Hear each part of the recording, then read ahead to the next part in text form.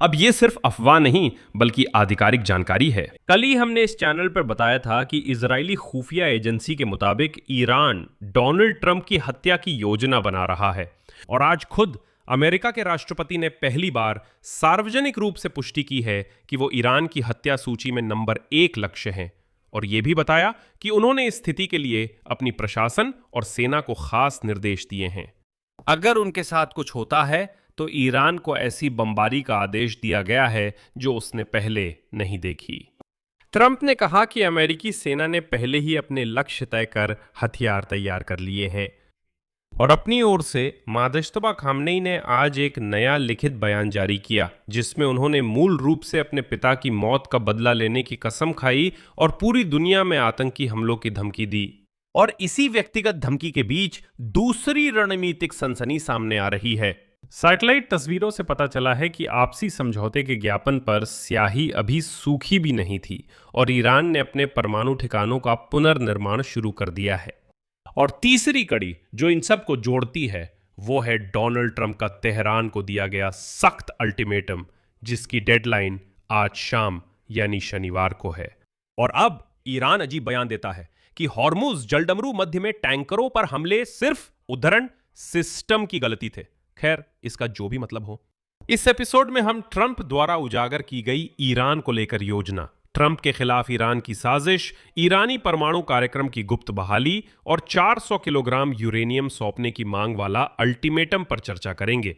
अन्यथा, जैसा कि वॉशिंगटन में कहा गया, कोई सौदा नहीं होगा।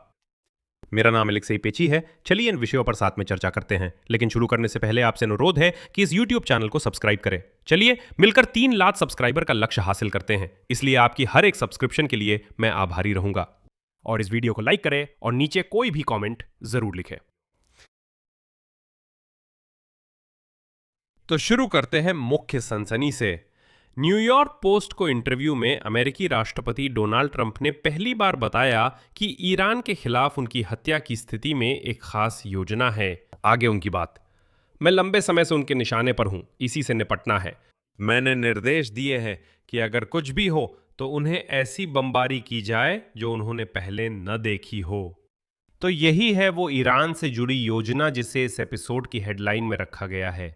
यह कोई काल्पनिक धमकी नहीं है, बल्कि ट्रंप के शब्दों में सेना को पहले से दिया गया आदेश है, एक तरह का मरणोपरांत निर्देश है बड़े पैमाने पर हमले के लिए। इसके साथ ही ट्रंप ने उस नई साजिश की खबर को खारिज कर दिया जिसकी हमने पहले चर्चा की थी। जब उनसे पूछा गया कि ईरान ने उनकी हत्या की नई साजिश रची है तो उन्होंने जवाब दिया कि ऐसा कोई नया प्लान था ही नहीं, और तेहरान तो सालों से उनकी मौत चाहता है। और जैसा कि तेहरान ने कहा, इजराइल को इसमें कुछ भी नया नहीं मिला। यह एक महत्वपूर्ण बारीकी है ईमानदार विश्लेषण के लिए। इसके बारे में हम थोड़ी देर बाद बात करेंगे। अभी के लिए इसे नोट कर लेते हैं, फिर आगे इसका विश्लेषण करेंगे। मैंने कल के एपिसोड में यूं ही नहीं कहा था कि इजराइल की ट्रंप की हत्या की साजिश संबंधी चेतावनी एक चाल भी हो सकती है जिससे ट्रंप ईरान के खिलाफ और सख्ती से कार्रवाई करे। फिर भी शनिवार दोपहर को डोनाल्ड ट्रंप ने एक बार फिर ईरान को धमकी दी और अपनी जान पर हमले की कोशिश के जवाब में ईरान पर 1000 मिसाइलों से हमला करने की चेतावनी दी। आगे ट्रंप का उद्धरण है, 1000 मिसाइलें तैयार हैं और इस्लामी गणराज्य ईरान पर निशाना साधे हुए हैं, और अगर ईरानी सरकार अपनी धमकी को अंजाम देती है तो और भी हजारों मिसाइलें तुरंत दागी जाएंगी। संयुक्त राज्य अमेरिका के वर्तमान राष्ट्रपति इस मामले में मुझ पर हत्या या हत्या की कोशिश करना आदेश पहले ही दिया जा चुका है, और अमेरिकी सेना तैयार है, इच्छुक है और सक्षम है कि 1 साल के भीतर, जिसे बढ़ाया भी जा सकता है, ईरान के सभी क्षेत्रों को पूरी तरह से नष्ट कर दे। अल्लाह की महिमा हो, ट्रंप लिखते हैं। तो याद दिला दूं, इससे पहले इजराइल ने अमेरिका को चेताया था कि ईरान ट्रंप की हत्या की साजिश रच रहा है, जिससे वॉशिंगटन को राष्ट्रपति की सुरक्षा कड़ी करनी पड़ी, जिसमें तुर्की में नाटो शिखर सम्मेलन के दौरे के दौरान उनकी सुरक्षा भी शामिल थी। समझने के लिए कि क्या हो रहा है, थोड़ी पृष्ठभूमि जानना जरूरी है। तेहरान की ट्रंप से दुश्मनी असल है और इसकी एक सटीक शुरुआत की तारीख भी है, क्योंकि ईरान 2020 से ही खुलेआम अमेरिका के राष्ट्रपति की हत्या करने की कोशिश कर रहा है, जब ट्रंप के आदेश पर बगदाद में कुद्स विशेष बल के कमांडर कासेम सुलेमानी को मार गिराया गया था। तब से तेहरान सरकार के लिए सुलेमानी की मौत का बदला लेना इज्जत का सवाल है। और आज ही ईरानी मीडिया ने ईरान के सर्वोच्च नेता मदश्ताबे खामेनेई का लिखित बयान प्रकाशित किया, जिसमें उन्होंने अपने पिता अली खामेनेई की मौत के लिए जिम्मेदार लोगों को खत्म करने की कसम खाई। ये वो उद्धरण है जिसे ईरानी मीडिया मदश्ताबे खामेनेई से जोड़ती है, जिन्हें किसी ने अब तक देखा नहीं। उद्धरण: हम आपके खून और इन दोनों युद्धों के सभी शहीदों के खून का बदला लेने और हत्यारों को सजा देने की कसम खाते हैं। बदला लेना हमारे लोगों की मांग है और इसे जरूर पूरा किया जाना चाहिए। आयतुल्ला और अन्य ईरानियों की मौत के जिम्मेदार लोग सभी को पता है। हम यहां हों या ना हों, ये जरूर पूरा किया जाएगा। और जल्द ही दुनिया भर के स्वतंत्रता प्रेमी लोग इस दिव्य मिशन में अपना हिस्सा निभाएंगे। और ये आखिरी पंक्ति ईरानियों के बारे में है। दुनिया भर में ये सबसे ज्यादा चिंता का कारण है, क्योंकि ये यूरोपीय, अमेरिकी और पूरी दुनिया के शहरों में आतंकी हमलों का संकेत हो सकता है। ये भी उल्लेखनीय है कि डोनाल्ड ट्रंप पर हाल के वर्षों में कई बार असफल हत्या प्रयास हुए हैं। सबसे चर्चित घटना 13 जुलाई 2024 को पेंसिल्वेनिया राज्य के बटलर में रैली पर गोलीबारी थी, जब गोली डोनाल्ड ट्रंप के सिर से कुछ ही सेंटीमीटर दूर से गुजरी और उनके कान को छू गई थी। फरवरी 2026 में अदालत ने उस व्यक्ति को उम्र कैद की सजा सुनाई, जिसने सितंबर 2024 में फ्लोरिडा के एक गोल्फ कोर्स पर ट्रंप को गोली मारने की कोशिश की थी। अप्रैल में पत्रकारों के डिनर के वक्त हथियारबंद शख्स गिरफ्तार हुआ, तब भी धमाकों की आवाज आई थी। और हाल ही में 8 लोगों पर डोनाल्ड ट्रंप के जन्मदिन पर आतंकी हमले की साजिश रचने का आरोप लगाया गया। योजना के मुताबिक हमला ड्रोन और स्नाइपर से किया जाना था। कथित रूप से वे व्हाइट हाउस के पास यूएफसी शो में हमला करने की योजना बना रहे थे। और ताज़ा माहौल जो सबसे डरावना है, ईरान के मारे गए सर्वोच्च नेता अली खामेनेई के अंतिम संस्कार में प्रतिभागियों ने डोनाल्ड ट्रंप को खत्म करने की अपील वाले बड़े बड़े बैनर लहराए। और खुद ट्रंप की प्रतिक्रिया भी दिखाती है कि वो इस खतरे को गंभीरता से ले रहे हैं। भले ही वो दिखावा करें, लेकिन फिर भी समझते हैं कि उन पर खतरा मंडरा रहा है। अंकारा में नाटो शिखर सम्मेलन पर उन्होंने ईरानियों को कचरा कहा और तीखी बयानबाजी दिया। उनके पास नेता थे, वे गायब हो गए। फिर दूसरे आए, वे भी गायब हो गए। अब नए हैं, शायद वे भी गायब हो जाएंगे। और जानते हो, मैं भी गायब हो सकता हूं, क्योंकि मैं उनका लक्ष्य नंबर 1 हूं। और नाटो समिट के बाद घर लौटते समय राष्ट्रपति ट्रंप ने, याद दिला दूं, विमान बदला था। व्हाइट हाउस ने पुष्टि की कि सुरक्षा कारणों से यह फैसला अंदरूनी तौर पर लिया गया था। याद दिला दूं, अंकारा में उन्हें विमान नंबर 1 लाया गया था, जिसे कतर ने हाल ही में अमेरिका को उपहार दिया है। और वापस जाते समय ट्रंप पुराने एयरफोर्स 1 से गए, जो बहुत पहले से व्हाइट हाउस के, अगर यूं कहे तो, बेड़े में शामिल है। पहला विमान अंकारा में ही रहा। बाद में कुछ अमेरिकी सैनिकों को दिखाया गया, लेकिन सुरक्षा कारणों से विमान बदल दिया गया। अब एक ईमानदार स्पष्टीकरण, जिसके बिना विश्लेषण सही नहीं होता। ट्रंप के खिलाफ साजिश और हत्या की कोशिश के इर्द गिर्द एक और परत भी है। खुद ट्रंप ने कहा था कि इजरायलियों ने कुछ नया नहीं खोजा और उन्हीं लोगों ने नए षड्यंत्र की जानकारी फैलाई थी। और इससे पहले कई अमेरिकी अधिकारियों ने माना था कि नए ठोस प्लान की इजरायली रिपोर्ट प्रभाव डालने का एक साधन हो सकती है। यानी ट्रंप को और सख्त रुख अपनाने के लिए उकसाया गया, जब वे सोच रहे थे कि ईरान पर हमले बढ़ाएं या नहीं। अमेरिकी अधिकारियों के अनुसार अमेरिका ने इन जानकारियों की स्वतंत्र रूप से पुष्टि नहीं की, जिससे यही निष्कर्ष निकलता है, ट्रंप के लिए खतरे की हकीकत निर्विवाद है। इसे सुलेमानी के सफाए के बाद के 6 साल के घटनाक्रम ने साबित कर दिया है। लेकिन ताज़ा योजना की जो खास बातें हैं, वो यहाँ खुफिया एजेंसियों के खेल का हिस्सा हैं। और ट्रंप ने अभी अपने सैन्य प्रशासन को जो निर्देश सार्वजनिक किए हैं, वो तेहरान पर दबाव डालने का एक मजबूत संकेत भी है, ठीक बातचीत के बीच में। तो व्यक्तिगत खतरा अब बड़े सौदेबाजी का हिस्सा बन गया है।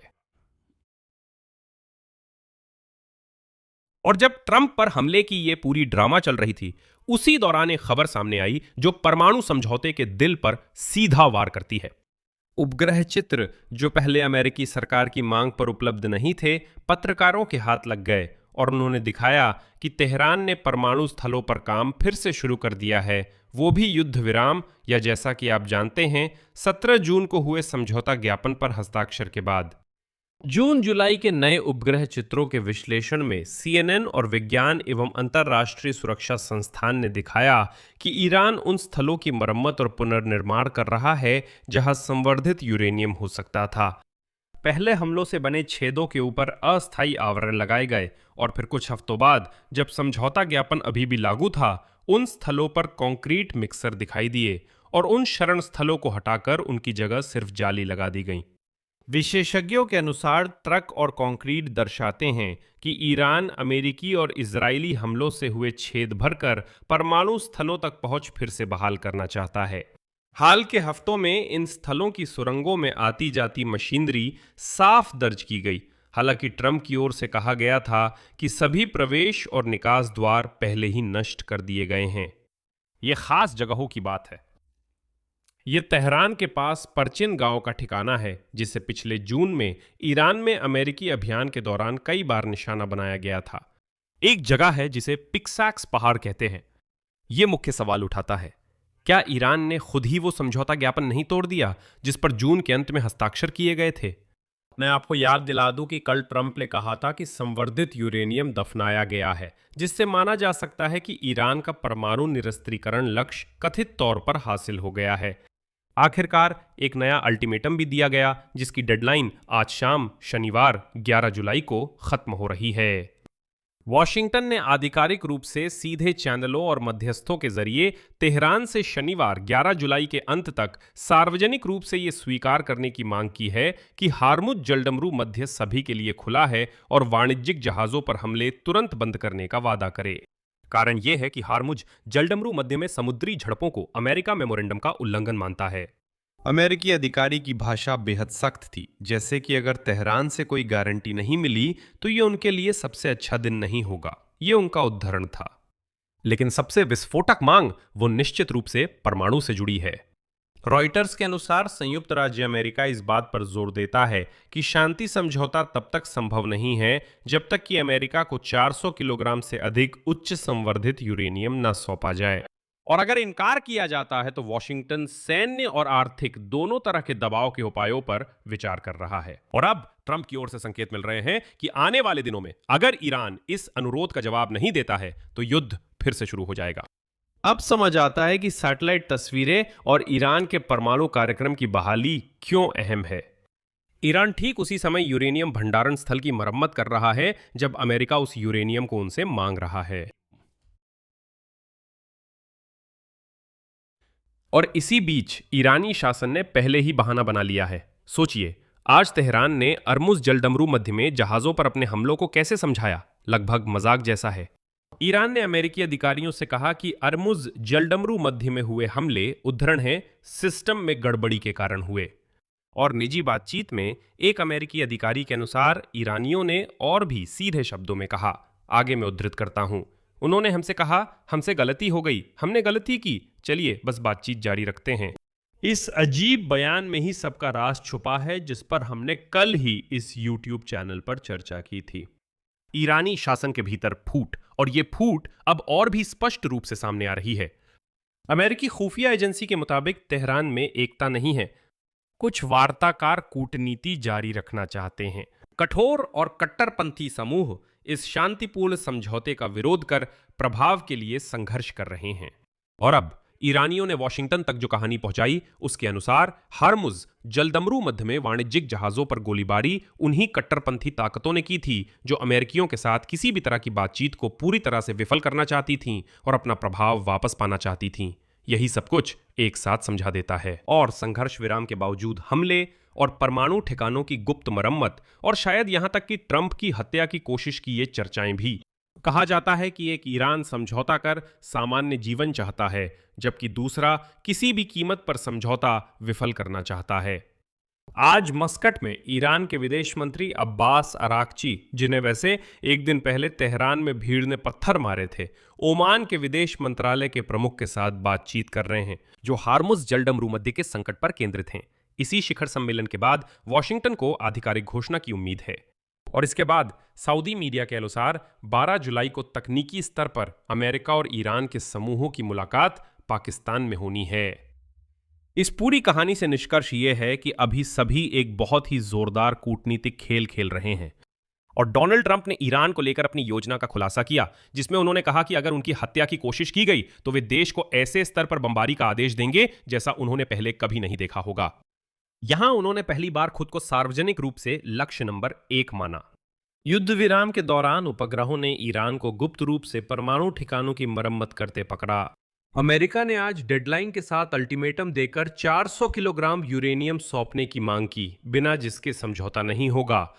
वो युद्ध विराम जिसे ट्रंप ने 1 महीने पहले अपनी ऐतिहासिक जीत बताया था, असल में अब बाल बाल टिका हुआ है और अगर कहे तो उस बाल को कुछ ईरानी थामे हुए हैं जो उसे बस काट देना चाहते हैं। वे उसे काटने की कोशिश कर रहे हैं लेकिन उनकी कैंची अभी तेज नहीं है। मैं कट्टरपंथियों की बात कर रहा हूं जो होर्मुज जलडमरू मध्य में जहाजों पर गोलीबारी कर रहे हैं। अंत में मैं कहना चाहता हूं कि आपको इस YouTube चैनल को जरूर सब्सक्राइब क्यों करना चाहिए। ये सारी बातें जो हमने इस एपिसोड में आपके साथ चर्चा की, हमने तो इन पर इसी YouTube चैनल पर कल ही चर्चा कर ली थी, आप खुद देख सकते हैं, जबकि कई मीडिया चैनलों ने इस मुद्दे को आज ही उठाया है। यकीन नहीं होता तो इस YouTube चैनल पर कल के मिडिल ईस्ट से जुड़े एपिसोड देखिए और तुलना कीजिए कि आज कई मीडिया चैनल क्या लिख रहे हैं। यहां मैं विराम लेता हूं। अपनी राय और अपने निष्कर्ष नीचे कमेंट्स में लिखें। चैनल सब्सक्राइब करें, बेल आइकन दबाएं और लाइक करें। अगर आप इस YouTube चैनल के काम को सपोर्ट करना चाहते हैं तो आप वीडियो के डिस्क्रिप्शन में दिए गए लिंक और डिटेल्स के जरिए कोई भी डोनेशन कर सकते हैं। बस इतना ही। अपना ख्याल रखें। सबको अलविदा।